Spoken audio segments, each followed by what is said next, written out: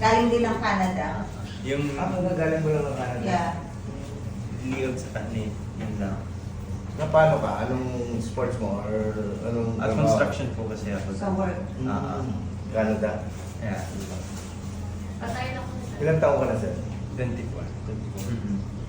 Anong nangyayari pag anong masakit? Yung stress man lang po. 3 months diretso ang work ko. Hindi, ngayon lang ako nakaka-relax. Pag nag-i-squat ka, masakit yung tuhod mo. Yung sa umaga, Anong pinagmulan? Natumba ka ba? Nadulas? nadulas sa machine, pababa ka sa machine. Oh.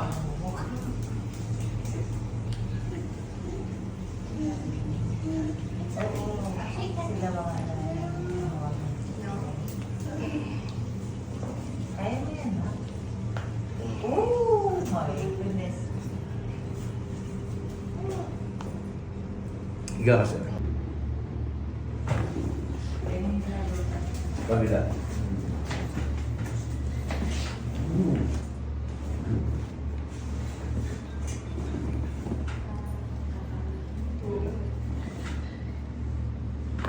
Wow.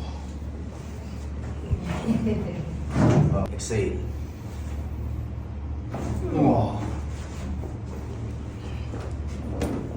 Relax muna, Josh. Inhale, exhale.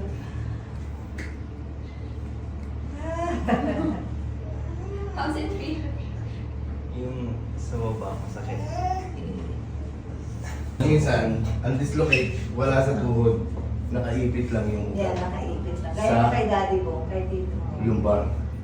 Kala mo nasa tuhod yung pilay mo, pero nakaipit yung ugat sa lumbar. So, dito Relax ka lang na.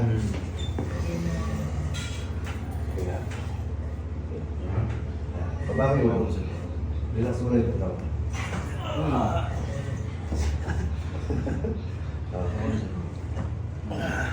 Last.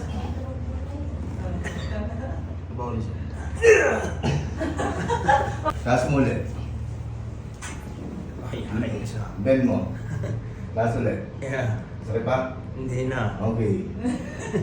Tingnan mo, try mo. Ilakad-lakad mo, tapos itaas mo yung tuhod mo kung okay siya talaga. Or, maalaman. para malaman mo kung